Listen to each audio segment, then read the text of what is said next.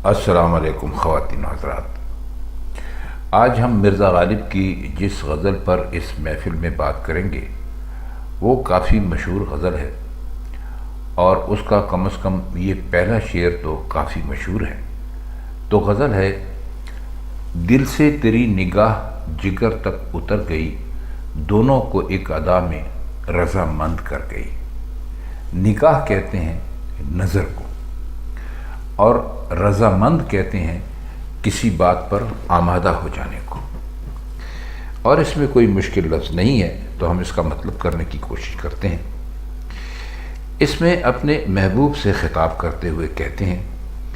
دل اور جگر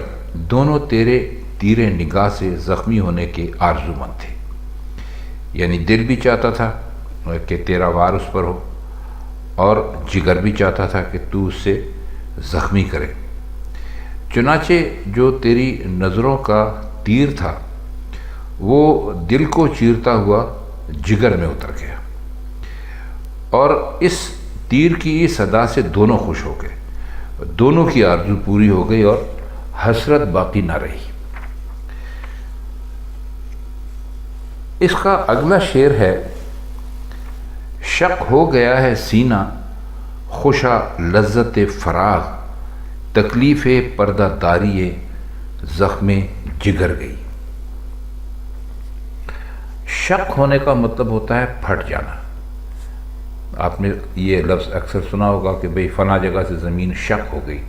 تو شق کہتے ہیں پھٹ جانے کو، اور فراغ کہتے ہیں بے فکری کو۔ آپ نے سنا ہوگا کہ بھئی فلاں جو ہے وہ بڑی فراغت میں رہتا ہے، یا اب مجھے فراغت ہی فراغت ہے، تو اس کا مطلب ہوتا ہے بے فکری۔ اور تکلیف تو آپ جانتے ہیں بہت اچھا ہے، پردہ داری کہتے ہیں کسی چیز کو چھپانے۔ تو شعر کا مطلب کچھ یوں کرنے کی کوشش کرتے ہیں کہ خدا کا شکر ہے کہ میرا سینہ پھٹ گیا اور اس کا ہر بند کھل گیا۔ اس سے پہلے جو میرا جگر تھا اس کو پوشیدہ رکھنے میں ذرا تکلیف ہوتی تھی، اب اس زحمت کی کوئی ضرورت ہی نہیں رہی۔ مطلب یہ کہ جب سینہ کھل گیا تو جو جگر کے زخم ہیں وہ واضح ہو گئے، سامنے نظر آنے لگے۔ تو اس طرح سے کم از کم اس طرف سے مجھے جو تھی وہ فراغت میں اثر آ گئی، یعنی سکون مل گیا۔ اب اس میں کہتے یہ ہیں کہ مطلب یہ ہو سکتا ہے کہ زخم کی جو زخم جگر تھا اس کی پردہ داری اس وقت تک تو ٹھیک تھی کہ سینہ محفوظ رہتا، لیکن جب سینہ پھٹ جانے سے خود جگر منظر عام پر آ گیا تو پردہ داری کی کوئی گنجائش ہی باقی نہیں رہی۔ اب شعر کا ایک پہلو یہ بھی ہو سکتا ہے کہ چھوٹی مصیبت میں ضبط اور صبر کا اہتمام کرنا چاہیے، جب اس سے بڑی مصیبت پیش آ جائے تو جو پہلے کا صبر و تحمل تھا وہ بالکل ختم ہو جاتا ہے، اور بڑی مصیبت میں چھوٹی مصیبت واقعی یاد بھی نہیں رہتی۔ تو اس کا اگر آپ عشق والے معاملے سے ہٹ کر بھی اس شعر کو دیکھیں، اور اس میں تو دنیا داری میں اگر آپ اس کو دیکھیں تو واقعی یہ پہلو سمجھنے کا ہے کہ جب انسان پر ایک کوئی چھوٹی مصیبت پڑ رہی ہوتی ہے اور اس کے بعد خدا نہ خواستہ اس سے کوئی بڑی مصیبت آ جائے تو آدمی اس سے جو پہلے کی مصیبت ہوتی ہے یعنی چھوٹی مصیبت اس کو بھول جاتا ہے۔ شعر نمبر 3 ہے: وہ بادائے شبانہ کی سرمستیاں کہاں، اٹھیے بس اب کہ لذت خواب سحر گئی۔ لفظ آیا ہے اس میں بادائے شبانہ۔ بادائے شبانہ کا مطلب ہوتا ہے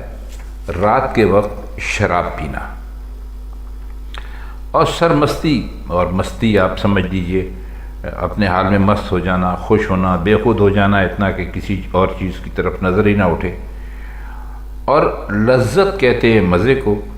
اور خواب سحر کہتے ہیں صبح کے وقت سونے کو۔ اب جب اس شعر کا ہم مطلب کوشش کریں گے مطلب کرنے کی تو آپ کی سمجھ میں انشاءاللہ یہ ساری باتیں بہت آسانی سے آ جائیں گی۔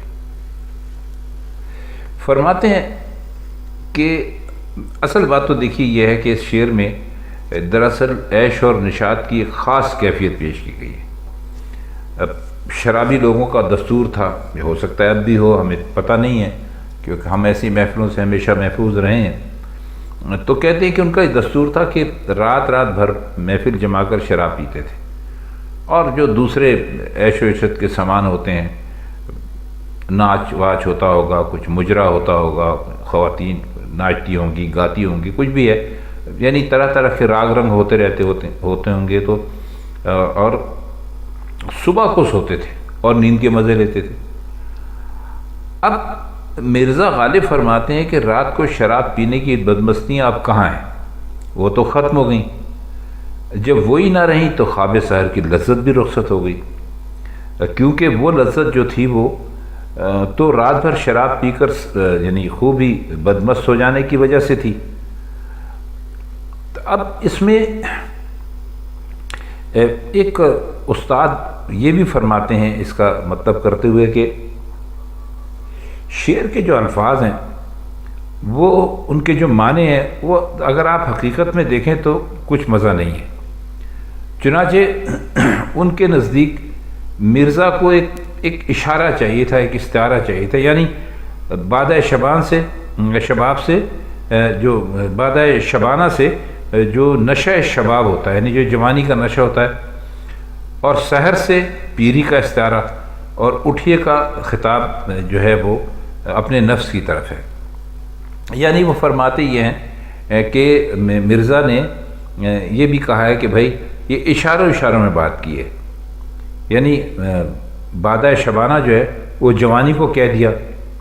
اور سحر جو کہا صبح وہ بڑھاپے کی طرف اشارہ کر دیا، اور جب کہا اٹھیے کہ بھئی وہ لذت خواب سحر گئی، تو وہ اب اپنے آپ سے خطاب کر رہے ہیں، اپنے نفس سے خطاب کر رہے ہیں۔ اب بعض لوگ کہتے ہیں کہ یہ تشریح جو ہے یہ درست بھی نہیں ہے۔ اب اٹھیے کے خطاب سے یہ ظاہر کرنا بھی مقصود ہو سکتا ہے کہ بھئی بادہ شبانہ کی سرمستیوں سے خواب سحر کی لذت اٹھانے والا اب کوئی نواب یا رئیس ہے جو ایسی سرمستیوں میں ان سرمستیوں کا یعنی عادی چلا جاتا ہے۔ تو لیکن اگر یہ پہلے والی تشریح دیکھیں تو ایسا لگتا ہے کہ شباب کی منزل گزر گئی، مطلب جوانی چلی گئی، بڑھاپا آ گیا، اور اب خواب سحر میں وہ لذت باقی نہ رہی، کیونکہ وہ تو شراب نوشی کی وجہ سے تھی جو شراب کے ساتھ ہی ختم ہو گئی، لہٰذا اب کچھ عبادت کر لینی چاہیے۔ تو یہ دونوں معنی ہو سکتے ہیں، لیکن ہمارے خیال میں یہ معنی زیادہ مناسب ہیں کہ جب جوانی گزر جاتی ہے اور بڑھاپا آ جاتا ہے تو ویسے بھی بڑھاپے میں بوڑھا آدمی جو ہے اس کی نیند کم ہو جاتی ہے، اور چاہے جائے کہ وہ صبح تک سوتا رہے یا سورج نکلنے کے بعد تک سوتا رہے۔ اس کا اندازہ شاید ہمارے وہ سننے والے کریں گے جو عمر کی اس منزل کو پہنچ گئے ہیں ماشاءاللہ، تو کہ وہ صبح کے وقت سونا جو ہے وہ صرف جوانی ہی میں زیادہ اس کا لطف ہوتا ہے، لیکن وہ کہتے ہیں کہ وہ اس کی وجہ جوانی نہیں تھی، وہ تو شراب نوشی تھی۔ لیکن اگر شراب نوشی نہ بھی ہو تب بھی جوانی میں انسان ذرا بہتر نیند لیتا ہے۔ یہ 9 اشعار کی غزل ہے، اور آج ہم آپ کی خدمت میں اس کے 4 ابتدائی اشعار پیش کریں گے، کیونکہ ویڈیو کو طویل ہونے سے بچانا ہے، اور باقی حصہ انشاءاللہ ہم کل آپ کی خدمت میں لے کر حاضر ہوں گے۔ تو اس کا اگلا شعر ہے، یعنی آج کا آخری شعر: اڑتی پھرے ہے خاک میری کوئے یار میں، بارے ابے ہوا سے بالوں پر گئی۔ اڑتی پھرے کا مطلب ہے اڑتی پھرتی ہے، خاک آپ جانتے ہیں دھول مٹی، اور کوئے یار محبوب کی گلی، محبوب کا کوچہ، محبوب کا محلہ سمجھ لیجئے، اور ہوس کہتے ہیں، ہوس بالوں پر یعنی بال اور پر ہونے کی خواہش۔ ہم آپ کو پہلے بھی کئی مرتبہ بتا چکے ہیں کہ اکثر شعراء بشمول غالب اپنے آپ کو ایک پرندے کی صورت میں فرض کرتے ہیں۔ پرندے اڑتے ہیں، آپ جانتے ہیں، ان کے بال بھی ہوتے ہیں، ان کے پر بھی ہوتے ہیں، یعنی اڑنے کا سارا سامان ان کو مہیا ہوتا ہے۔ تو اسی طرح اپنے آپ کو مخاطب کرتے ہوئے کہتے ہیں کہ اب ہم تو بالکل ختم ہو چکے ہیں، اب ہماری تو ظاہر ہے جب کوئی ختم ہو جاتا ہے تو پھر آہستہ آہستہ اس کا جو جسم ہوتا ہے یا جو کچھ بھی وہ خاک میں تبدیل ہو جاتا ہے۔ تو فرماتے یہ ہیں کہ میری خاک محبوب کے کوچے میں اڑتی پھر رہی ہے، اور اصل میں چاہتا بھی یہی تھا اور یہی میری آرزو بھی تھی۔ تو اب ہوا سے مخاطب ہو کے کہتے ہیں کہ اب مجھے بال و پر کی کیا ضرورت رہ گئی، وہ بھی تو اسی لیے چاہیے تھے کہ میں کوچے محبوب کی فضاؤں میں اڑ سکوں، یعنی جب زندہ تھا تو پرندہ بن کے اڑتا تھا، تو اب اگر وہ نہیں ہے، میں خاک بن گیا ہوں، تو مجھے کسی نہ بال کی ضرورت ہے نہ پر کی ضرورت ہے، جو خاک اڑ رہی ہے جیسے کہ میں خود اڑ رہا ہوں اس کے اندر۔ اب جب کہ میری خاک کو یہ عزت مل چکی ہے، یہ شرف حاصل ہو چکا ہے، تو اب مجھے جو بال و پر ہے اس سے بے نیازی بھی میسر آ گئی۔ دیکھو تو دل فریبیے انداز نقش پا، موجے خرام یار بھی کیا گل قطر گئی۔ دل فریبی کا مطلب ہوتا ہے دلکش، دل کو دھوکہ دینے والا، دل کو اپنی جانب کھینچ لینے والا۔ اور انداز نقش پا کا مطلب ہوتا ہے پیروں کے نشانات کے انداز۔ اور موج خرام کہتے ہیں جو ایک البیلی یا اٹکیلیاں کرتی ہوئی چال ہوتی ہے اس کو، اور گل کترنا، کاغذ وغیرہ کے پھول بنانا، بعض اوقات اس کو عجیب و غریب اور حیران کر دینے والے کاموں کے سلسلے میں بھی استعمال کیا جاتا ہے۔ اور کسی کا کوئی ایسی بات کرنا جس سے کوئی جھگڑا پیدا ہو اور وہ اس سے الگ رہے کہ بھئی آپ نے کیا گل قطر دیے یا فلاں نے کیا گل قطر دیے، کا مطلب ہے جھگڑا پیدا کرنا۔ تو فرماتے ہیں کہ ہمارا محبوب چلتا ہے تو زمین پر پاؤں رکھنے کے رنگ ڈھنگ ایسے دل فریب اور قابل دید ہیں، ایسا معلوم ہوتا ہے کہ خرام محبوب کی لہر گل قطرتی ہوئی چلی جا رہی ہے۔ اب گل قطرنے سے یہ مطلب بھی نکلتا ہے کہ محبوب چل نہیں رہا بلکہ گلکاریاں کر رہا ہے، اور یہ بھی واضح ہوتا ہے کہ اس کی چال سے جو عاشق ہیں ان میں ایک ہنگامہ اور ایک فساد برپا ہو رہا ہے، اور خود محبوب کا اس سے کوئی تعلق نہیں ہے بظاہر۔ تو اس کا کام تو بس یہ ہے کہ وہ گل قطرتا چلا جائے اپنی چال سے، یعنی جب وہ چلتا ہے تو ایسی دل فریب اس کی چال ہے کہ ایسا محسوس ہوتا ہے کہ قدم قدم پر وہ لوگوں کے دل اپنی جانب کھینچ رہا ہے، اور جتنے بھی عاشق ہیں وہ آپس میں جھگڑ رہے ہیں، تو یہ چلنا کیا ہوا، یہ سمجھ لیجیے کہ ایک طرح سے گل قطرنا ہوا۔ اس کا اگلا شعر ہے، ہر بول ہوس نے حسن پرستی شعار کی، اب آبروئے شیوائے اہل نظر گئی۔ اس میں لفظ آیا ہے بول ہوس۔ یہ یہاں پر ویسے تو ہوس پرست کو کہتے ہیں، لیکن یہاں پر جو مرزا نے اس کو استعمال کیا ہے وہ ایک جھوٹے عاشق کے لیے کیا ہے، چونکہ وہ اپنے آپ کو اپنے محبوب کا سچا عاشق کہتے ہیں، تو اس لیے وہ ایک جھوٹے عاشق کو بول ہوس کہہ کے یہاں مخاطب کر رہے ہیں۔ اور اہل نظر انہوں نے کہا ہے، ویسے تو اس کا مطلب ہوتا ہے جو معنویت پر نظر رکھنے والے لوگ ہوتے ہیں، لیکن یہاں اہل نظر انہوں نے سچے عاشق کو کہا ہے۔ اور حسن پرستی تو آپ جانتے ہیں عاشقوں کا کام ہے کہ وہ اپنے آپ کو حسن کا پجاری کہتے ہیں۔ شعار کا مطلب ہوتا ہے اختیار کرنا، یعنی کوئی طریقہ اختیار کرنا۔ تو یہاں پر جو ہے حسن پرستی شعار کی کا مطلب ہے کہ ہر بول ہوس نے حسن پرستی شعار کی کہ بھائی اب جو بھی جھوٹے عاشق ہیں وہ بھی ہماری طرح محبوب کے یا حسینوں کے جو حسن ہے اس کی پرستش کر رہے ہیں، حالانکہ وہ جھوٹے ہیں۔ تو فرماتے ہیں کہ زمانے کے طور طریقے بدل گئے ہیں، اور ہر ہوس پرست اور جھوٹے عاشق نے حسن پرستی کو اپنا کھیل بنا لیا ہے، مشغلہ بنا لیا ہے، یعنی ایک طرح سے یہ رسم بالکل عام ہو گئی ہے۔ تو اب ظاہر ہے کہ اب سچے عاشقوں کے طور طریقے کی تو عزت اور آبرو ہی جاتی رہی۔ اب اس شعر کی مزید تشریح کیا کی جائے؟ زندگی کے ہر دائرے میں اس کا اطلاق ہو سکتا ہے۔ تو بات وہی ہے کہ جب سچے اور جھوٹے میں کوئی فرق باقی نہ رہے تو ظاہر ہے کہ سچوں کی بیچاروں کی کیا آبرو ہو سکتی ہے۔ وہی ہے نا کہ یعنی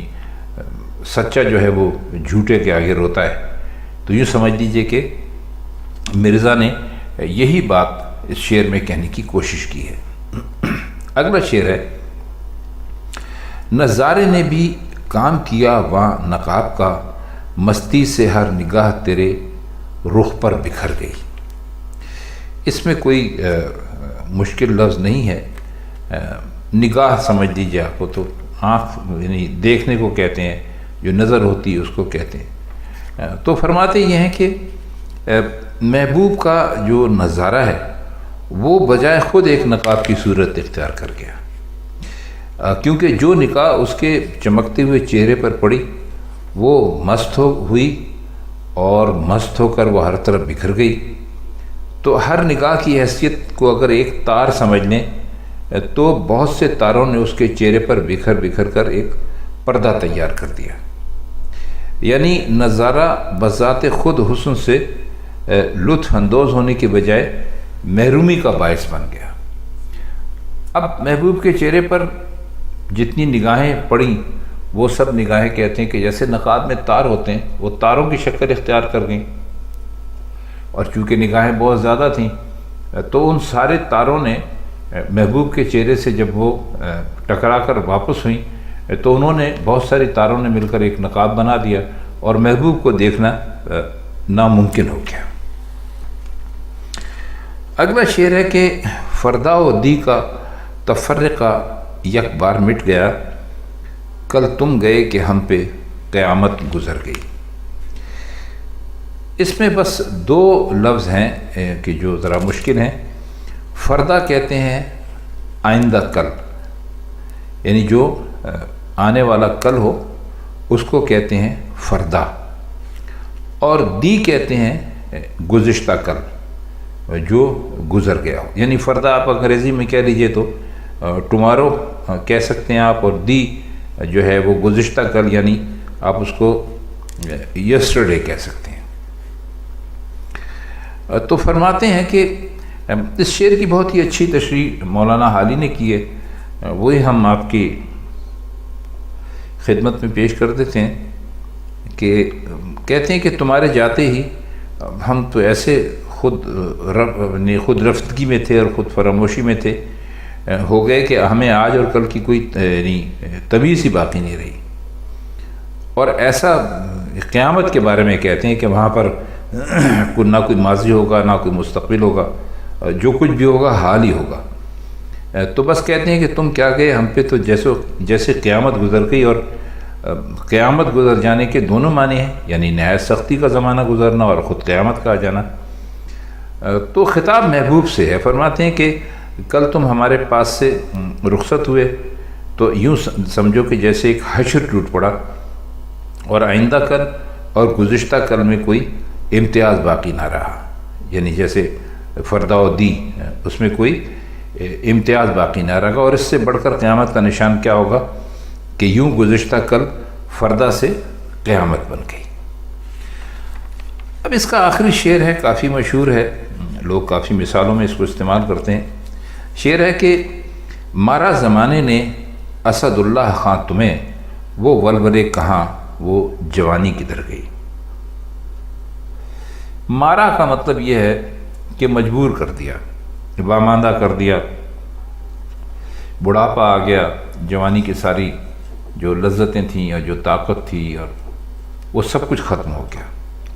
تو اپنے آپ سے مخاطب ہیں اسد اللہ خاں، اپنے آپ کو کہتے ہیں، ہم نے شاید آپ کو پہلے ہی بتایا تھا کہ غالب تخلص اختیار کرنے سے پہلے اسد اختیار کرتے تھے۔ تو یہاں پر انہوں نے شعر کے جو وزن ہے اس کو برقرار رکھنے کے لیے اپنا پورا نام ہی اپنے آپ کو پورے نام سے مخاطب کیا، یعنی اسد اللہ خان۔ ولولہ ہوتا ہے کچھ بھی کر گزرنے کی ہمت، اور جوانی کدھر گئی تو بہت صاف ہے۔ تو فرماتے ہیں کہ اسد اللہ خان، تمہیں زمانے نے تباہ کر ڈالا،